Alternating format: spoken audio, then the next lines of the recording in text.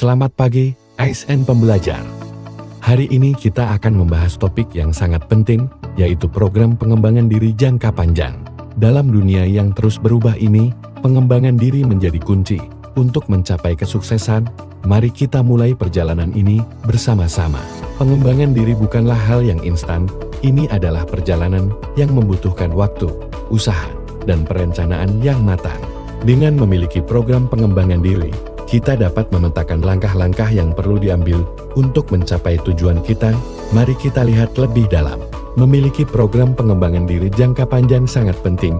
Ini bukan hanya tentang karir, tetapi juga tentang kehidupan pribadi kita. Dengan mengembangkan kompetensi dan keterampilan, kita dapat meningkatkan kinerja dan produktivitas, yang pada akhirnya membawa kita menuju kesuksesan. Manfaat dari program pengembangan diri sangat beragam. Salah satunya adalah peningkatan kepercayaan diri. Ketika kita melihat kemajuan yang kita capai, motivasi kita untuk terus belajar juga semakin tinggi. Selain itu, program ini membantu kita beradaptasi dengan perubahan yang cepat di dunia saat ini. Untuk menyusun program pengembangan diri yang efektif, ada beberapa komponen penting yang perlu diperhatikan, mulai dari visi dan tujuan jangka panjang, analisis diri melalui SWOT, hingga rencana aksi yang jelas. Semua ini akan membantu kita untuk tetap fokus dan terarah. Mari kita lihat contoh penerapan program pengembangan diri. Seorang fresh graduate bisa memulai dengan mengikuti kursus online di tahun pertama, kemudian melanjutkan ke kursus lanjutan dan mencari pengalaman magang di tahun keempat dan kelima. Mereka dapat melanjutkan studi ke jenjang magister. Ini adalah langkah-langkah konkret yang dapat diambil. Ada beberapa langkah yang perlu diambil untuk menyusun program pengembangan diri.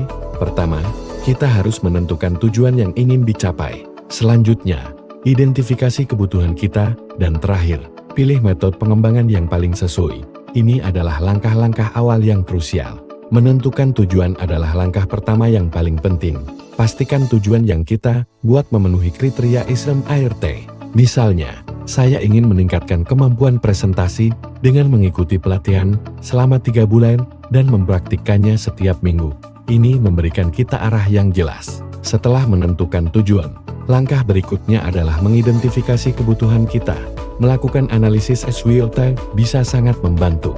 Selain itu, jangan ragu untuk meminta umpan balik dari orang-orang di sekitar kita, agar kita bisa mendapatkan perspektif yang lebih luas. Ada berbagai metode pengembangan diri yang bisa dipilih.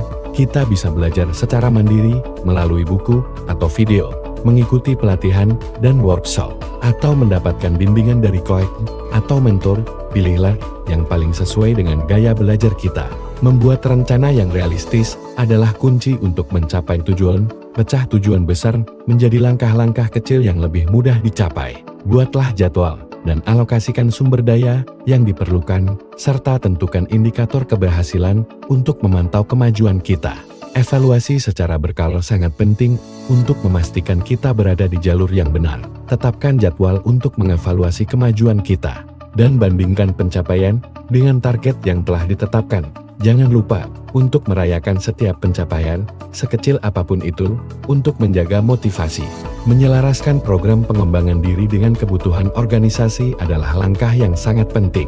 Ini tidak hanya membantu kita mengembangkan kompetensi yang relevan, tetapi juga meningkatkan peluang kita untuk mendapatkan promosi di dalam organisasi. Memahami visi dan misi organisasi adalah langkah awal untuk menyelaraskan program kita. Bacalah dokumen strategis organisasi dan diskusikan dengan atasan untuk mendapatkan pemahaman yang lebih baik tentang arah organisasi. Melakukan analisis kebutuhan organisasi sangat penting untuk mengetahui kesenjangan antara kompetensi yang kita miliki dan yang dibutuhkan. Diskusikan dengan rekan kerja dan pelajari laporan kinerja untuk mendapatkan pemahaman yang lebih baik.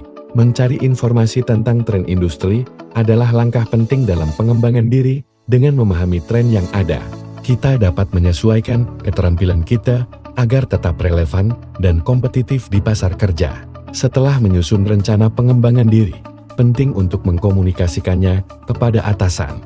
Dapatkan dukungan dan feedback dari mereka agar rencana kita selaras dengan kebutuhan organisasi. Mari kita lihat contoh penerapan.